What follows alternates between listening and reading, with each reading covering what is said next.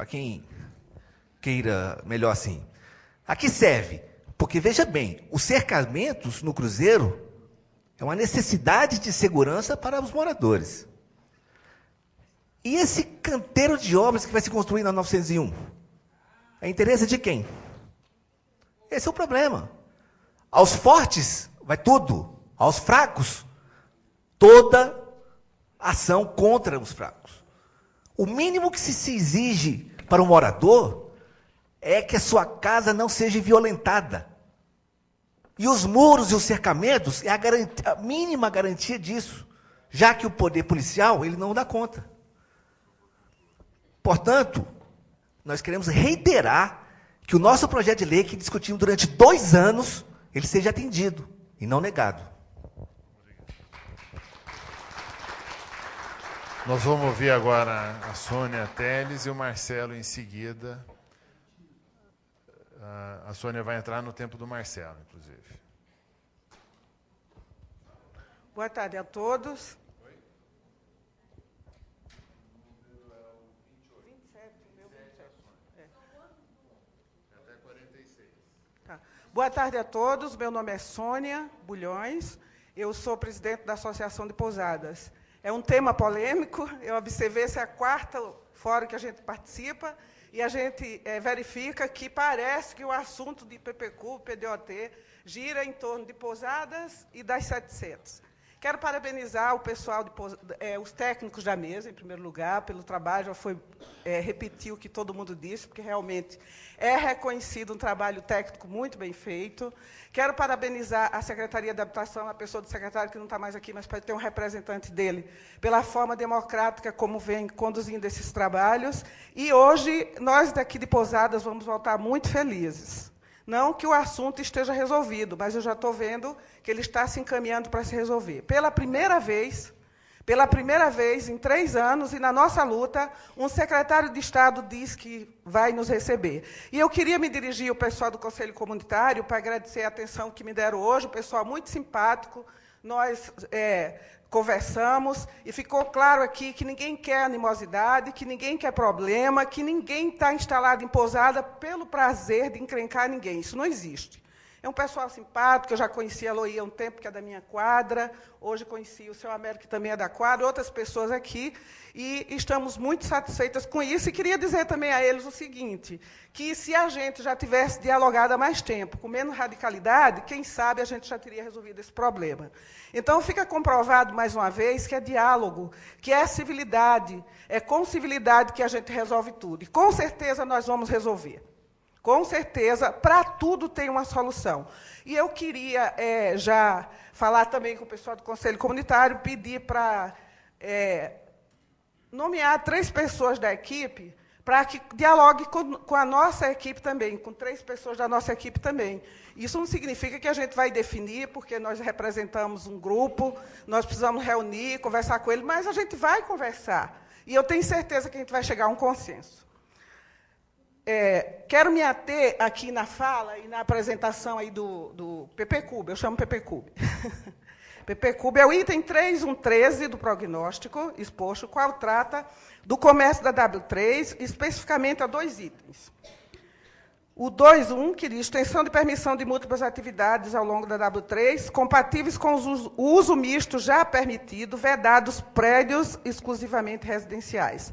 Depois, eu deixaria uma pergunta à mesa, no sentido de explicar mais, tirar algumas dúvidas dessa questão aqui. E o 2.2 é referente ao 13, retomada do projeto de revitalização da W3, desenvolvido pela SEDAB. É um dos objetivos, né, do prognóstico, se eu não me enganei. No projeto de revitalização da Avenida W3, na proposta preliminar de julho de 2009, a qual está embasada no artigo 113, e que agora vai para a Câmara, adequada para o artigo 112 do PDOT, que é uma questão polêmica, se utilizou como referência os estudos o uso misto, né? A alteração de uso. Se utilizou como referência, eu li, eu estou aqui com o projeto de revitalização da W3 na minha mão, eu peguei lá no SEDAB e dei uma lida nele, utilizou como referência os estudos apresentados no concurso nacional de ideias e estudos preliminares de arquitetura e urbanismo para a revitalização daquela avenida, realizado em 2002. No concurso, uma coisa que me chamou a atenção, foram apresentados 22 projetos. 5 foram premiados e, desses 5, somente 3 tiveram itens selecionados como viáveis e condicionados, pois a comissão julgadora entendeu que nenhum deles, de per si, atendia suficientemente às necessidades daquela avenida, de forma satisfatória a dar-lhe a vitalidade urbana de outrora. O curioso é que, dos 22 projetos, 21 deles prevê como essencial a essa revitalização a alteração do uso do solo para misto, ao invés de exclusivamente residencial, entre as quadras 703 a 707 da Asa Sul, com permissão de instalação de pequenos comércios e serviços. Dos 22, 21 entendem assim, e somente um, que é do professor Dr. Frederico Floscoli, que foi o primeiro lugar, ele entendeu que não. No entanto, ele propôs um grande corredor cultural naquela avenida. Mas a comissão, e é um raciocínio meu, entendo, eu sou leiga no assunto de arquitetura, mas a gente lê, eu acho que eu entendi assim, entendeu que faltaram atividades complementares. E, por isso, a comissão julgadora, então, escolheu 3 projetos, e desses 3 projetos, ele tirou as propostas que são viáveis e condicionadas. Viáveis, as que podem ser aplicadas imediatamente, e as condicionadas, as que estão condicionadas a uma série de questões que agora, eu não vou dizer porque a gente não tem muito tempo, mas o pessoal da SEDAB, né, conhece esse estudo. A atividade de hospedagem é uma atividade classificada como serviços. Logo, a regularização das pousadas ali naquela área, além de se encontrar fundamentada pelo PDOT, está muito bem embasada em profundos estudos técnicos. E por que eu trago aqui essa reflexão? Porque toda essa polêmica desses 3 anos aí, depois que o Conselho Comunitário entrou com a ação e conseguiu liminar, lógico que conseguiu, porque a lei atual não permite, o zoneamento não permite. Então, o juiz ele aplica a lei. Não tinha como ele não conceder. Até eu vi ali uma faixa que a Justiça confirmou, 700 é exclusivamente residencial. Bom, a Justiça confirmou de acordo com a lei atual, mas como ficou claro aqui, que todo mundo sabe, até a Constituição Federal ela pode ser alterada. Então, a ação civil pública, a liminar que foi concedida, a procedência da ação foi com base na lei atual, cujo debate está sendo feito agora para adequar à situação da cidade. Como já foi dito aqui, o dia todo, desnecessário a gente falar mais. Logo, isso foi uma curiosidade que eu tive de estudar sobre esses projetos, porque passou na minha cabeça o seguinte, se 21 arquitetos e urbanistas entenderam que é necessário, eles trabalham de forma imparcial, então nós de todos não somos aqueles bandidos que não se diz mais isso, mas que se dizia no início. O que é que acontece? As cidades evoluem, e com a evolução da cidade vêm as necessidades. Eu conversava com o pessoal do Conselho Comunitário há pouco, ela saiu já, a pessoa ali, sobre essa necessidade de hospedagem em Brasília. Isso é um fato do qual não se pode fugir. E hospedagem em Brasília, no centro da capital. Afinal de contas, Brasília foi construída com o suor de todos os brasileiros. Não foi só daqui dos brasilienses. Foi de todos os brasileiros. E esses brasileiros estão sendo excluídos. Então, o que nós queremos não é violar o tombamento, não é ficar teimando, não é ficar encrencando. Nós queremos... Tá, mas ainda tem o do Marcelo. Nós queremos a regulamentação dessas pousadas. Por isso é importante o que o secretário disse hoje, que vai nos receber, essa conversa, esse diálogo que a gente teve com o Conselho Comunitário. Eu tenho certeza que, a partir de agora, toda a radicalidade, que eu já vi que esse pessoal que está aqui não é radical. Agora, um pessoal que hoje não está aqui, era muito radical, deixava a gente muito intimidado, muitas vezes chamou o dono de pousada de bandido, mas esse pessoal que está aqui não é disso, a educação deles é uma educação... Realmente, a educação doméstica muito boa, eu tive a oportunidade de conversar e foi muito bom, até porque é necessário, nós moramos na mesma comunidade e lá estava uma filosofia de apartheid. Estava tendo problemas seríssimos. Moradores com raiva do pousadeiro, que eles chamam, pousadeiro, com muito orgulho, não tem problema nenhum. Não é uma atividade ilícita, não é uma atividade imoral. Mas ele está me dando o tempo dele. Não, já foi 2 minutos. Já dele? Já foi 2 minutos do Marcelo. Bom, então o nosso pedido é que seja ponderado essa reivindicação da Associação de Pousadas, das pessoas. Está bem claro aqui que o que nós queremos é resolver o problema, regulamentar, porque toda atividade que não tem regulamentação, ela tende a causar problemas, a causar transtornos. E eu queria só dar um toque nos 2 motivos que os moradores, o Conselho Comunitário alega como eles se focam em 2 pontos para não aceitar as pousadas: do tombamento, que a gente já viu que pode ser alterado, o uso do solo, e na insegurança em comunidades e perturbações, e sugerir que o governo, dizer que isso é um problema do governo, o governo pode criar um código de posturas, e nós ajudarmos, inclusive estamos predispostos a ajudar na organização, no equilíbrio dessa atividade. Eu ia dizer mais algumas coisas, mas, infelizmente, o tempo é pouco, a gente passou o dia todo. Em respeito a todos vocês que estão cansados, não vou insistir, nem devo. Um abraço grande, muito obrigada a todos. A Sônia usou o tempo do Marcelo. Então, a próxima pessoa, você usou os 3 minutos, mais 20 segundos do Marcelo, que ele já não tinha. O Hudson Cunha é o próximo, e em seguida, Rafael de Souza. Rafael.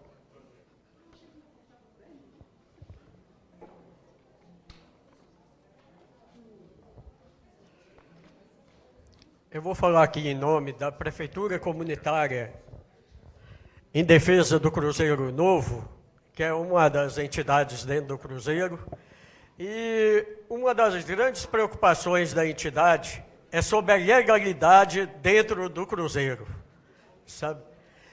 Existem vários aspectos que são considerados ilegais, e aí, devido a isso, nós apresentamos um relatório, não sei se já chegou na empresa um relatório sobre questões urbanas da Prefeitura Comunitária, que foi entregue ao secretário Magela, através de protocolo, porque a gente tentou marcar uma audiência, demorou muito tempo, para a gente poder conversar mesmo com o subsecretário, e aí conversamos só com o doutor Graco ali, que é nosso mais acessível servidor nessa área do patrimônio, e aí a gente acabou protocolizando o documento. Esse relatório, a gente coloca algumas questões. Primeiro, a gente acha que o Cruzeiro, quando foi projetado, a gente sabe disso, foi projetado por Lúcio Costa, que seria de 3 andares, 326 prédios, e acabou sendo 328 prédios, acabou sendo de 386 e 4 andares.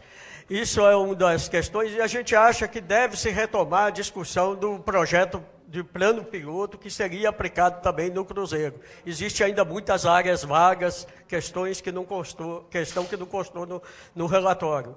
E a gente vê sobre a questão de regularidade ainda, voltando à questão da ilegalidade, primeiro que as grades do Cruzeiro foram feitas, a maioria dentro da lei que existia antes, que foi uma lei com vício de iniciativa, mas o pessoal fazia acreditando plenamente na lei, e construiu-se as grades em volta de vários prédios do Cruzeiro que ainda não tinham, ou alguns poucos já tinham. E a questão das grades envolve algumas outras questões.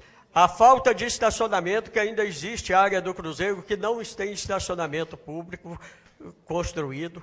Existe a questão da segurança, a gente tinha área praticamente invadida dentro das residências, dentro das portas dos apartamentos, e também a questão até de preservação dos espaços verdes que estão dentro de alguns engradeamentos. Outra questão que falta regularizar no Cruzeiro, que é uma questão premente, é a questão dos quiosques. Embora exista uma lei, essa lei não está sendo aplicada até hoje. Existe quiosque ocupando grandes áreas e quiosque que não pode expandir porque ficaram limitados em áreas pequenas. A outra questão é lava-jatos. Até no meio residencial, entre os prédios, existe lava-jato sendo utilizado, e a gente acha que deve ter uma área específica e com procedimentos específicos. Outra questão é regularizar as igrejas. evangélicas que, quando se fez o projeto do Cruzeiro, assim como de outras cidades em Brasília, se pensou unicamente na Igreja Católica e não se pensou nas demais congregações religiosas. E hoje as igrejas funcionam nas áreas comerciais. A gente acha que é possível, através de retirar as igrejas de ali, seria até uma violência à liberdade de culto. E nós entendemos que é possível exigir das igrejas determinadas readaptações para que não hajam barulhos, para que não haja transferências. Então, no mínimo, isso precisa ser regularizado. Outra coisa é o seguinte, a gente recebeu um documento básico para vir aqui, e quando chegamos aqui, vimos mais informações. Eu gostaria de saber da empresa se esses documentos que foram disponibilizados aqui, até em projeções, se a gente também poderia ter acesso, e se poderia ser colocado também no site da SEDUMA, sabe? E isso é uma das questões que nos preocupou, foi a ausência desse documento, alguma coisa. Por exemplo, os prédios que são tombados, apareceram 2 prédios, parece lá do Cruzeiro, 2 tombamentos. A gente não tinha visto isso no documento básico, pelo menos o que se encontra no site. Não consta aquela parte, por exemplo.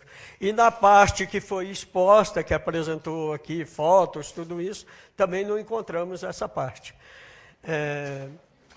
Eu acho que aqui, outra questão, eu não sei, o sistema viário, o Rafael está depois de mim, você fala do sistema viário, né, Rafael? Principalmente a questão do debate do VLT, gostaríamos de participar.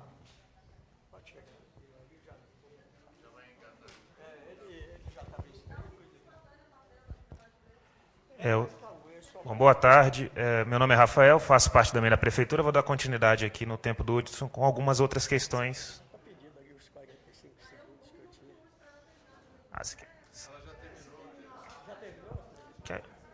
Então,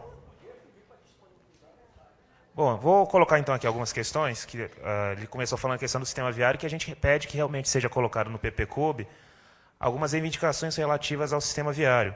Um deles que tem sido uma polêmica já muito antiga, que é a saída para a Épia, que foi refeito recentemente, ficou muito mal feito, ficou muito perigoso. Que se estude de novo essa saída que foi feita ali próxima à 3ª Delegacia de Polícia. Também a questão da perimetral ou uma marginal no Cruzeiro Novo, que foi uma solução apontada para se retomar as paradas de ônibus que existiam na quadra 103 e 109 do Cruzeiro. Como o Cruzeiro ele fica ali ao lado da Épia, alegaram que por ser uma BR, não poderia ter aqueles pontos de ônibus. E aí surgiu essa opção de se fazer uma perimetral, já que a gente tem um grande gramado em frente ao Cruzeiro Novo, onde você teria uma via interna para poder dar condição a essas paradas de ônibus. E também a questão, esse debate do VLT, o Cruzeiro sente a necessidade de ter mais meios de transporte alternativo, não só os ônibus, que não estão resolvendo o problema da cidade. Então a gente pede que se analise trazer o VLT também para a região do Cruzeiro. Quanto à acessibilidade, dentro dessa questão das grades, e é um caso que aconteceu até na minha família essa semana, minha esposa, que é jovem, tem 26 anos, mas descendo a escada tropeçou, machucou lá a perna e está hoje imobilizada. A gente mora no 4º andar. E os blocos do Cruzeiro, todos com 4 andares, você subir as escadas. Se para um jovem já acontece acidente, imagina para os idosos. Existe a proposta de se construir elevadores no Cruzeiro, mas pela arquitetura dos blocos, para se fazer esses elevadores, você teria que usar uma área fora do bloco, ali em área pública. Alguns deles, não seriam em todos. Como os blocos já têm o cercamento, que já está sendo aí regularizado, nessa regulamentação do cercamento, que se permita também o uso dessa área além do bloco para que se possa construir os elevadores. Outra questão é a questão de 2 entidades muito caras à comunidade do Cruzeiro que não tem a sua sede regularizada. Uma delas é a ARUC, que completa 50 anos no mês que vem, ocupa aquela área em torno de uns 30 anos, e até hoje há um debate muito grande sobre como regularizar a ARUC. Já se falou em Vila Olímpica, já se falou em transformar em clube de vizinhança, e até hoje não tem uma posição definitiva. O secretário Magelo, eu sei que ele tem acompanhado isso com muito cuidado, mas eu gostaria que isso fosse também registrado para que se lembre do caso da ARUC, que está completando 50 anos, e também do Centro de Convivência do Idoso, está aqui o seu Elmo como representante, que também é uma entidade muito cara à comunidade do Cruzeiro, ocupa aquela área, se eu não me engano, há uns 20 anos, não é isso? E também precisa da sua regularização, que esses itens sejam colocados e estudados com muito carinho, porque é uma reivindicação de todos nós cruzeirenses. Muito obrigado.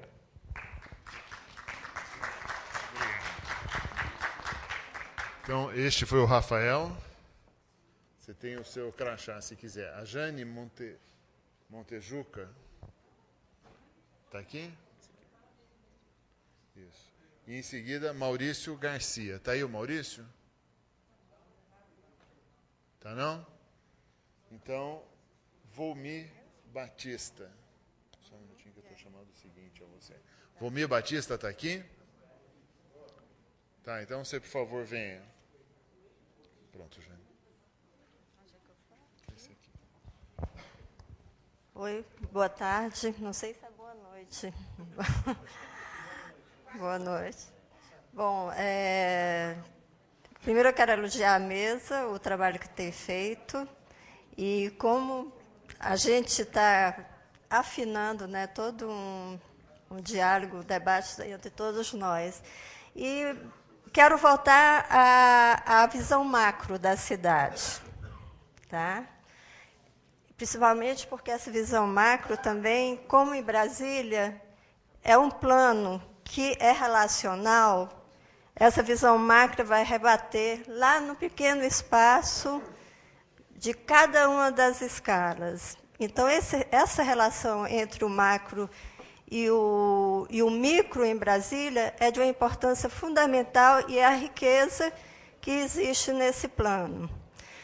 A primeira coisa, por isso, a primeira coisa que eu quero sugerir que vocês coloquem naqueles primeiros valores seja as escalas urbanas, que vocês podiam até dizer que eram paisagísticas também, porque dela também vai se depender a paisagem urbana. Né? E outra coisa é o monumento que é essa cidade como capital do país. A gente fala só do eixo monumental. Mais especificamente, é claro, ali tem todas as representações, mas a cidade em si é um monumento. Como cidade, primeiro, é uma categoria urbana sem par, única, e com todos os princípios de uma categoria urbana diversa da cidade-jardim, da cidade tradicional. A primeira monumento é esse, o outro monumento a ser homenageado, outro valor, é a própria capital. Então, são estudos históricos que vêm desde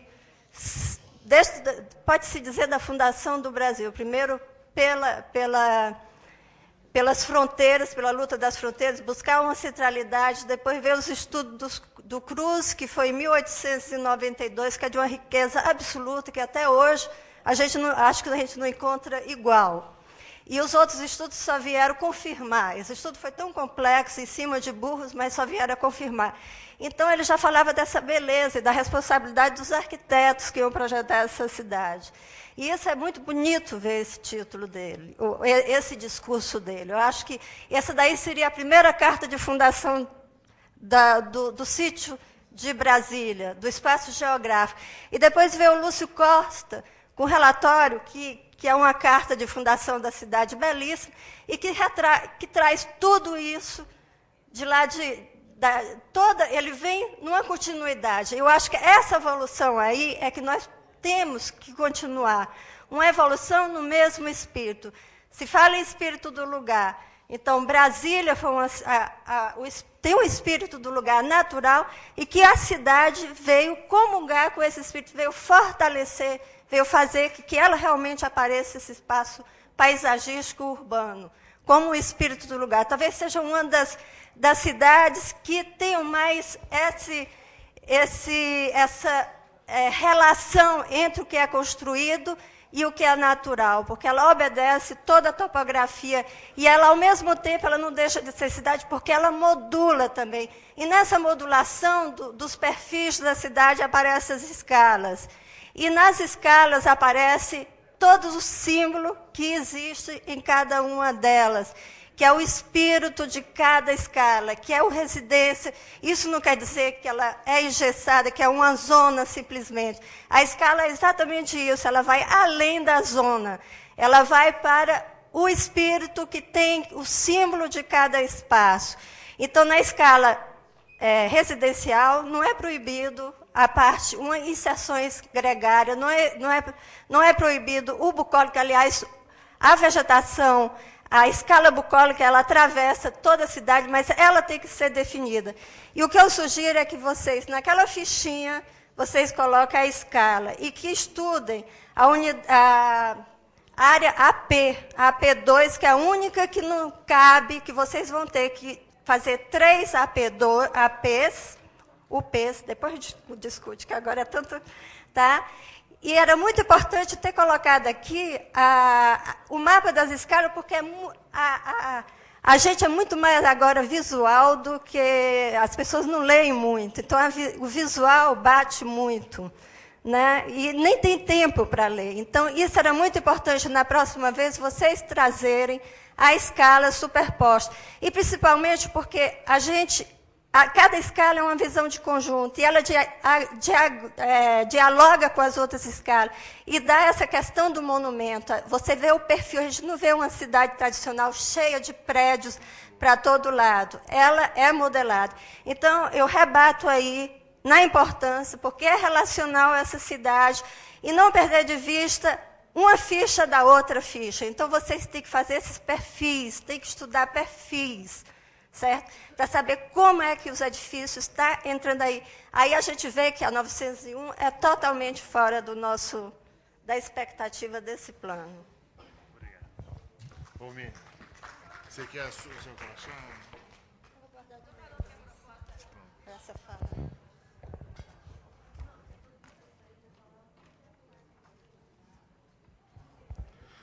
Boa noite a todos e a todas presentes aqui ainda, né, à mesa.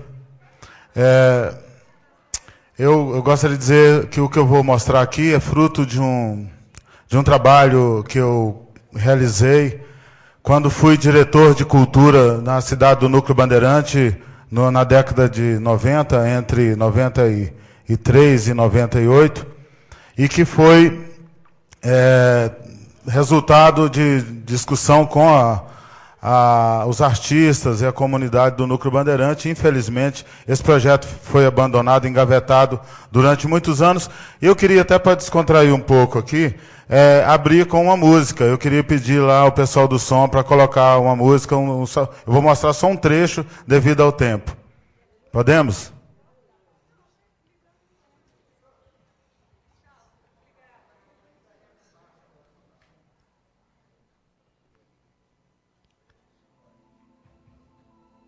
Essa não.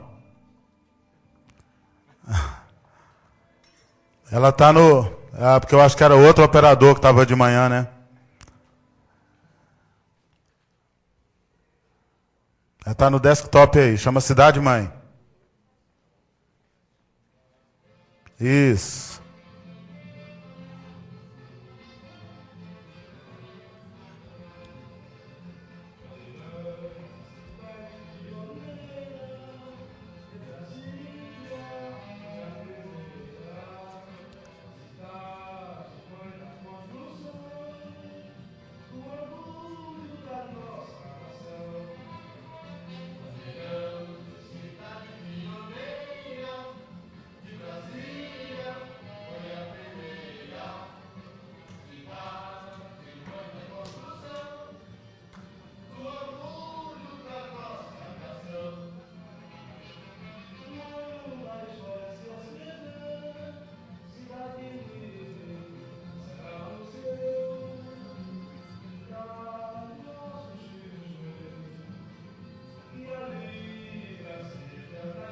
A segunda. É isso aí. Quem quiser depois conhecer essa música, até ter, pode pegar comigo, eu deixo meu contato. Alguém já ouviu falar em José Leotério? Ou Vira-Vira? Alguém já ouviu falar em Zé do Chachado? Essa música foi gravada em 1967 pelo Zé do Chachado. É uma composição do José Leotério, ou Vira-Vira, o primeiro palhaço, primeiro dono de circo que teve em Brasília. Então, assim, ninguém conhece, ninguém se lembra mais dessas personalidades, como também quase ninguém se lembra mais dessas edificações que não existem mais nem no Núcleo Bandeirante, nem na Candangolândia. O que eu venho aqui trazer é um projeto, como eu já falei, que estava engavetado e a gente está propondo resgatar esse projeto como forma a única maneira de a gente reconstruir um pouco da identidade da antiga Cidade Livre. Eu gostaria de ler rapidamente aqui um texto. O projeto Rua Cidade Livre se propõe a construir uma referência mínima do que foi essa história por meio de um lugar onde os pioneiros e descendentes desses pioneiros possam se encontrar e rememorar aqueles momentos de lutas que resultaram no que é hoje a Brasília que todos conhecem. Rua Cidade Livre se propõe a ser muito mais do que um espaço contemplativo, de beleza estética e de ponto de encontro, mas contribuir para o desenvolvimento artístico, turístico e comercial do Distrito Federal e região. Por ser a Candangolândia, o núcleo bandeirante, a principal porta de entrada de Brasília, o projeto Rua Cidade Livre abrigará um centro de referência turística que poderá, aliado ao comércio de comidas típicas, artesanato e eventos culturais, atrair o visitante e assim facilitar um maior conhecimento dos potenciais que Brasília oferece hoje em todos os campos. Numa localização estratégica, na confluência das rodovias 040 e 060, e ao lado do aeroporto, o espaço Rua Cidade Livre será também de grande utilização para quem estiver chegando a Brasília. O visitante poderá ali encontrar informações em diversos formatos que o ajudará em sua visita. A proposta de se construir uma cobertura sobre as edificações em formato de asas, representando o desenho de Brasília, possibilitará a divulgação de grandes eventos para quem estiver chegando via aérea e até terrestre, já que o local é rota de pouso de todos os aviões que pousam em Brasília, além de dar conforto aos visitantes e eventos que vierem a acontecer no local. O projeto Rua Cidade Livre vem contribuir com os objetivos da Praça dos Estados, criada pela Lei 3.525, de janeiro de 2005, e se propõe a destinar a cada um dos estados da federação uma das edificações, a fim de que seja ali divulgado o turismo e também comercializados produtos regionais. A praça será um palco permanente para exposições e realizações de eventos artísticos e culturais. Eu queria só passar as imagens rapidinho, para todas as imagens. Então, eu acho que o tempo é pouco, né? Eu até tinha pedido em nome da instituição que eu represento, que é da Candangolândia, mas tudo bem, 6 minutos. Então, gente, é isso. Eu estou aqui desde as 8 da manhã para apresentar o projeto e entregar à mesa o projeto impresso. Obrigado.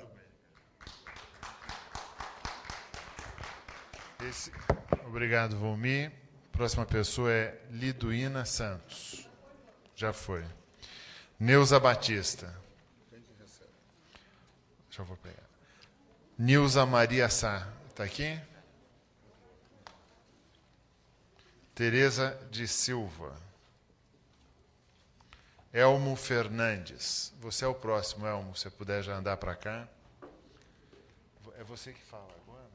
Você está por entidade ou é como pessoa? Não, só por conta mesmo. 3 minutos. Seria 3 minutos, mas não vou nem utilizar tudo isso, porque eu só vou entregar o projeto. Ótimo. Boa noite já, né?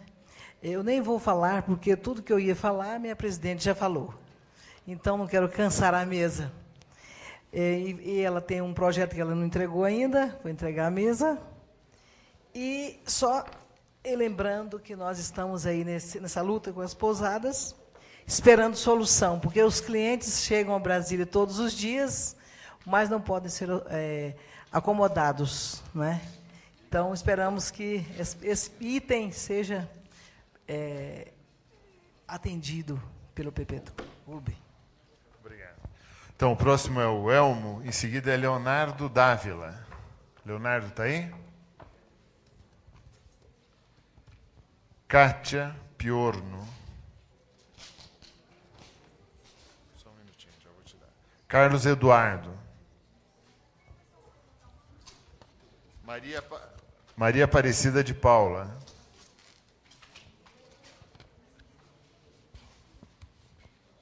Deusane Noleto. Está aqui? É você? Você em seguida, tá? Por favor. Isso aqui é seu. Boa noite. Elmo Fernandes, presidente da Associação dos Idosos do Cruzeiro. Um breve histórico. No dia 8 de maio de 2010, no Museu Nacional, primeira fase, primeira audiência da fase diagnóstica, eu apresentei o pleito pedindo a regularização da área da sede da Associação dos Idosos do Cruzeiro, localizada à quadra 805, lote 2B, área especial, Cruzeiro Novo. Após o término de todas as audiências públicas que eu vim acompanhando, e, por conseguinte, as fases de diagnóstico, entramos e ficou, então, a fase prognóstica. No dia 30/3 de 2011, eu entreguei no SEDAT o requerimento número 103.002/2012, datado de 30/3 de 2011. Nesse requerimento, eu solicitava a Associação dos Idosos do Cruzeiro vem reiterar o pedido feito através do processo 030-087-993/87, que se encontra atualmente no SEDAP, DCT, para a criação do lote do Centro de Convivência do Idoso, CCI, junto ao PPCUB. Bom,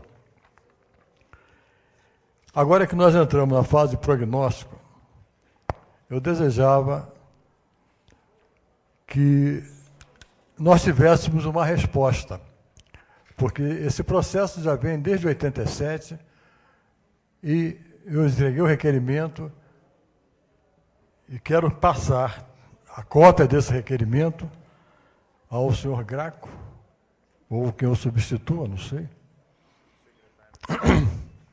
Um momento. Estou passando a mão ao senhor secretário. Para que a gente tenha uma resposta em tempo hábil, porque o idoso não tem todo o tempo disponível. E lá na associação é uma preocupação nossa, se o terreno não for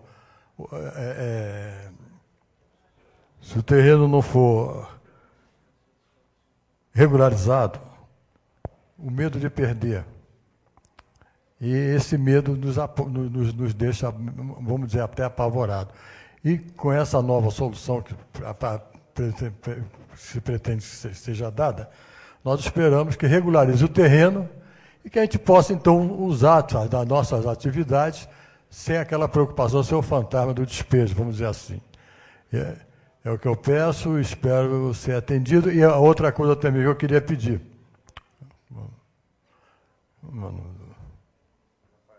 Senhor Rafael, o que eu queria pedir também, se nós pudéssemos ter uma resposta com antecedência, que eu tenho o telefone para contato, nós pudéssemos ter uma resposta em tempo hábil para que a gente possa tomar uma outra medida, alguma posição, alguma coisa que possa fazer em relação ao que nós estamos pleiteando.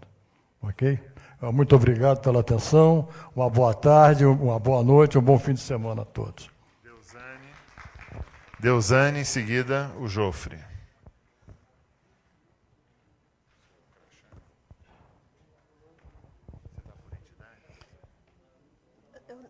Eu sou do Movimento de Defesa do Cruzeiro, o César já falou, eu vou falar só 3 minutos mesmo. Boa noite. Eu acho que tem que ter uma outra forma de fazer essas reuniões, porque a gente fica aqui o dia inteiro para falar para um pouquinho de gente, porque as pessoas falam e vão embora, né? Então, assim, eu sou do Movimento em Defesa do Cruzeiro, lá moro no Cruzeiro Velho. Aí eu falo assim, tirar cercas dos becos do Cruzeiro Velho, como foi colocado aqui hoje, para deixar um espaço de 10 metros, que o Estado nunca cuidou, e que antes dos moradores se organizarem e cuidarem, era a área de lixo, né? Antes, quando estava lá os 10 metros, era a área de lixão ali, era lixo, todos os becos eram lixo ali. Quando eu mudei para o Cruzeiro em 91, ali os becos eram um lugar de lixo mesmo. Né? Por que retroceder isso? Porque se tirar lá os muros, vai voltar isso aí, que o Estado vai ficar cuidando disso. O secretário Magela diz que pode haver mudanças, né, defendendo o setor hoteleiro norte, na 901 Norte. A quem interessa este setor? A população de Brasília, com certeza não. Mas a mudança, né, a alteração para favorecer o Cruzeiro não pode. Né? Aí não pode, aí tem que ver o plano original. Né? Derrubar os cercamentos das casas lá nos becos vai causar uma comoção naquela cidade sem tamanho, né? Que vai pegar 98 se não for 99%, né, da cidade. E não se justifica, né, uma vez que é um espaço que está organizado, que atende os moradores, não impede a circulação das pessoas, né, é um espaço que os moradores cuidam, da forma que está colocado lá e da forma que estamos propondo no projeto, permite que a SEB coloque lá os postes, a iluminação. A SEB nunca colocou poste lá e, portanto, nunca tirou, como foi colocado aqui. Né? Então, por isso, a gente solicita à SEDAB que respeite o projeto de lei, né, dos moradores, que foi discutido durante 2 anos, exaustivamente, foi discutido junto com um projeto elaborado Governo e População, né, que foi discutido, está lá no IFAM para pegar um parecer, né, que isso seja respeitado, né, com relação a essa questão dos becos aí. Né, porque vai tirar os becos só porque tem que ficar os caixotinhos lá do projeto original. Né, e a gente é contra fechar beco, a gente não quer fechar os becos, a gente é a favor que façam, né, que tenha área de circulação, né, os moradores cuidam, está lá arborizado e tudo, e antes, quando não era cercado, era um lugar de lixo, né? Então, assim, não pode alterar, não pode deixar os cercamentos nos becos, porque tem que respeitar, né, porque é tombada, respeitar o projeto original. Mas pode fazer um setor hoteleiro que não existia antes, né? Então, quando é para favorecer a empreiteira, legal, né, favorecer a elite. Agora, quando é para deixar os moradores sossegados, só para deixar uns muros que está lá há 50 anos, aí não pode, entendeu? Não pode porque é tombado, né? Então, é bom a gente pensar nisso aí. E, se for tirar esses becos lá, vai dar uma revolução naquela cidade, vai ser uma loucura. A gente está avisando e vai ser um desgaste político sem tamanho também. Agora é o Jofre e, por último, Everaldo. Everaldo está aí? Então, o Jofre é a última intervenção. Boa noite a todos. Saudações à mesa. Eu gostaria de falar sobre alguns temas macro que acredito que sejam de interesse geral.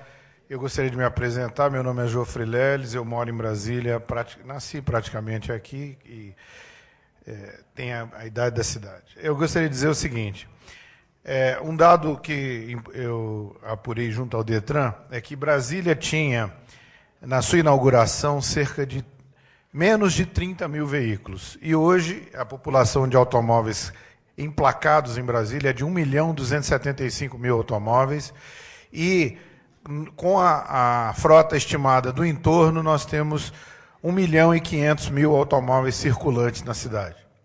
Então, eu acho o seguinte, independentemente de políticas de transporte, etc., o fato é que essa população cresce numa razão expressiva e é necessária uma solução para estacionamento público. Foi falado aqui, a gente já viu divulgado na mídia impressa a respeito de estacionamento na esplanada, mas eu acho que essa política tem que ser estendida a outros setores da sociedade, ao setor tombado. E a produção de entradas e saídas discretas nas superquadras, eventualmente nos comércios locais, não prejudicam a questão de tombamento e são questões que são de muito interesse para a sociedade. Sobre esse tema polêmico da 901, eu gostaria de dizer o seguinte, Brasília tem aproximadamente, a fonte aí varia um pouco, mas em torno de 20 mil leitos hoteleiros.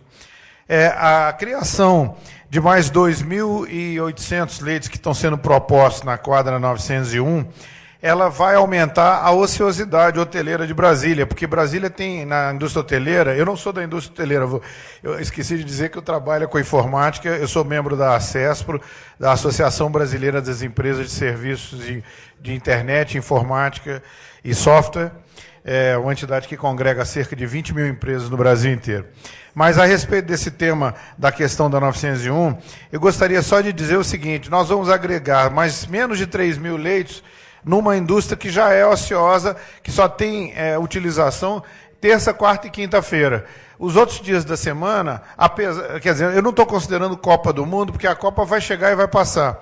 Nós vamos aumentar a ociosidade hoteleira sem uma contrapartida na cidade, eu não vejo a razão de ser. E no meu segmento de informática, eu gostaria de esclarecer à mesa o seguinte, a maior feira de informática do mundo chama-se CeBIT, acontece anualmente na Alemanha, em Hannover, uma cidade portuária da Alemanha. A Hannover não tem, a indústria hoteleira de Hannover não absorve nem 5% dos visitantes do CEBIT. Ela não tem condições de hospedar. A hospedagem é feita em residências particulares. Quando a gente se apresenta em Hannover, no aeroporto de Hannover, ou na estação de trem de Hannover, você se dirige a um balcão e é imediatamente direcionado para uma residência ou, eventualmente, para uma pensão. Você não fica em um hotel em Hannover, você pode chegar no dia da feira, e na feira o volume de pessoas que circula na feira durante os 7 dias do CEBIT é de aproximadamente 6 milhões de pessoas. E ninguém dorme na rua em Hannover. Então todo mundo vai... o hotel, se você pedir a reserva de hotel com 2 ou 3 anos de antecedência, já estão esgotados. Mas você se apresenta no porto de Hannover, no aeroporto ou na estação ferroviária, e imediatamente você é direcionado para um local. Olha, você pode ficar na casa do seu fulano, você pode ir para a pensão tal, e lá você vai se hospedar, e é muito bem recebido. E é assim que eu vou a Hannover no CEBIT. Então eu acho que essa questão da 901, a utilização, e que isso também sirva de tema para a questão que está sendo discutida aqui, que não faz parte do meu segmento, de pensões e hospedagem, Copa do Mundo que está chegando, é uma ideia que eu estou apresentando para que isso seja utilizado pelos canais competentes do governo para fazer essa gestão. A hospedagem pode ser feita em residência, sim, e o turista gosta muito. Eu, por exemplo, fiquei numa residência de idosos alemães várias vezes quando fui a Hannover, e essas pessoas me recebiam colocando de manhã cedo, com o café da manhã,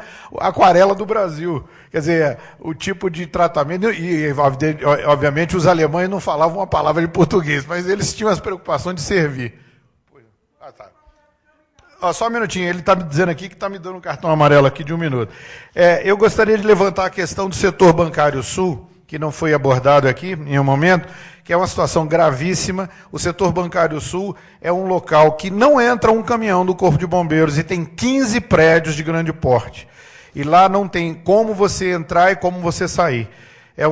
É perigosíssima a situação, é uma situação pré-colapso, é uma tragédia anunciada a questão do setor bancário sul. Eu gostaria de lembrar isso à mesa. Tem que ter criado acessos e saídas do setor bancário sul, porque só tem 2, e é um absurdo.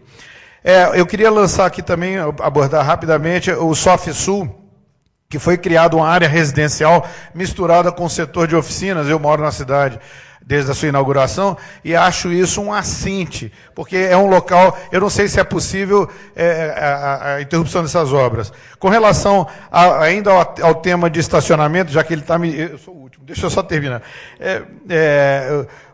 Estão surgindo estacionamentos nos comércios locais, a revelia. Eu acho que isso é uma questão que está em decorrência da população de automóveis. Na 201 Norte, 207, 208, 306, 110 e assim por diante. Várias quadras estão criando estacionamentos informais, e essa é uma questão que precisa ser normatizada. E eu queria lembrar que os shoppings, os comércios locais estão se transformando em shoppings setorizados. Nós temos na 102, 302 Sul, a Rua das Farmácias, na 403, na 404 Sul, a Rua dos Restaurantes, só para terminar, 207, 208 Norte, a Rua da Informática, 308, 309 Sul, 304, 305 Sul, as lojas de aparência e boutiques. E queria também apresentar, por último, não dá, mas só assim, o VLT, eu sugeriria uma segunda via do VLT na parte das L2. Não só na W3, mas também na L2 ali, se fosse possível prever isso. Muito obrigado, boa noite. Desculpa. Você imagina. Obrigado. Desculpe interromper. Amigos, essa foi a última intervenção do plenário, e dada a condição que a gente está de esvaziamento do plenário, quero consultar a mesa se não é o caso da gente considerar que a gente recebeu as contribuições e só debater se alguém que está no plenário ainda reivindicar isto. Porque boa parte das pessoas que levantaram questões já não estão conosco. Diga, secretário. Não, eu creio que seria relevante até, enfim, não sei se alguém que está no plenário gostaria de ter alguma resposta específica, senão nós consideraremos só a Briane aqui, nós vamos considerar, enfim, as questões como acolhidas aqui para que a equipe técnica possa fazer o trabalho. Enfim, passar para a Briane aqui para ela fazer algumas considerações finais, ao Graco, ou a Lídia, ou a Regiane aqui, e daí nós encerramos, ok? Na verdade, apenas não, é um pedido à senhora Mônica Veríssimo, porque nós não temos conhecimento desse trabalho sobre a Bacia do Paraná. Caso pudesse nos passar...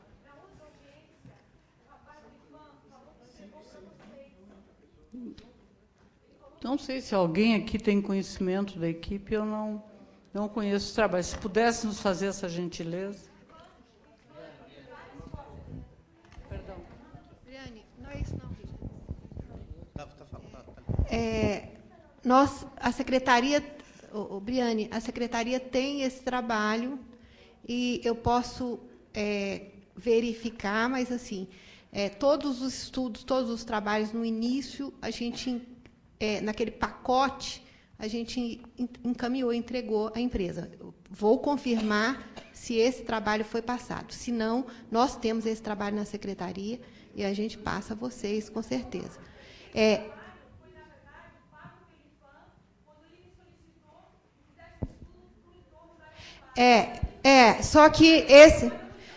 Só que nós não temos esse trabalho enviado oficialmente pelo IPHAN para nós, não. Eu tive conhecimento deste trabalho, que estava sendo já na sua fase final, e eu consegui este trabalho. Não foi um... Não, é o seu trabalho, eu conheço o seu trabalho.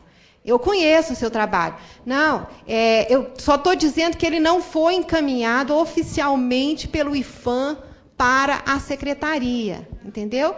Mas eu fui atrás, fiquei sabendo, obtive uma cópia desse trabalho e a gente, é isso que eu vou falar, vou verificar se foi repassado à empresa. Se não foi, ele será imediatamente repassado.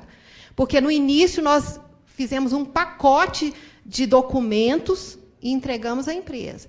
Então, eu tenho quase que certeza que foi, mas eu vou só fazer essa confirmação. Tá bom?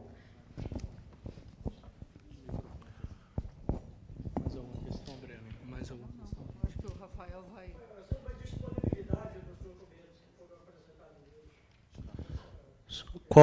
Esses documentos que a secretaria apresentou hoje, com toda certeza, a partir de amanhã, no site da secretaria. Isso, segunda-feira. Amanhã é porque... A partir de segunda-feira, Hudson, com toda certeza, no site da secretaria, ok? Não, o prognóstico já está. É porque nós disponibilizamos os documentos para audiência pública 30 dias antes da audiência pública ocorrer. Então, é natural que, nesses 30 dias, a discussão ela continue correndo. Então, como o processo continua correndo, acaba que algumas coisas que chegam na audiência já foram, inclusive, editadas. Você quer colocar alguma coisa, Graco? O fundo. Hudson, e as outras pessoas também. Essa semana foi uma semana intensa, inclusive de trabalhos que apareceram aqui, decorrentes daquelas nossas conversas. Né? Então, eu peço desculpas, mas, ao mesmo tempo, esclareço que esses trabalhos, alguns desses slides foram criados nesta última semana, em decorrência das nossas conversas, que foram bastante produtivas. Exato. Só para deixar claro por que não apareceu antes, mas vai ser disponibilizado para vocês, e, sem dúvida. Meu xará, Rafael, pode... Ele está lá. Não, eu gostaria de agradecer, né, acho que a oportunidade e a presença de todos, e acho que as contribuições, né, no âmbito geral, todas elas acho que foram bastante construtivas, né, ao longo de todo o processo. E também acho que reiterar, né, essa abordagem que foi dada, eu acho que no final as contribuições, né, foram mais nesse sentido, né, de estruturar essa lei de preservação, né? Essa ideia, como eu disse no início da sessão pela manhã, eu acho que a ideia, né, da preservação como um todo, eu acho que ela já está gerada, ela está aí, né? Então, essa fase de de prognóstico, que agora, né, finalizamos com a parte normativa, acho que ela é resultado um pouco, né, desse processo todo que a gente veio construindo desde o início de 2010. Né? Acho que o processo participativo começou em 2010. Né? Então, eu agradeço a presença de todos, agradeço a mesa também, a CEDAB, pela oportunidade de estar aqui discutindo essas questões com vocês.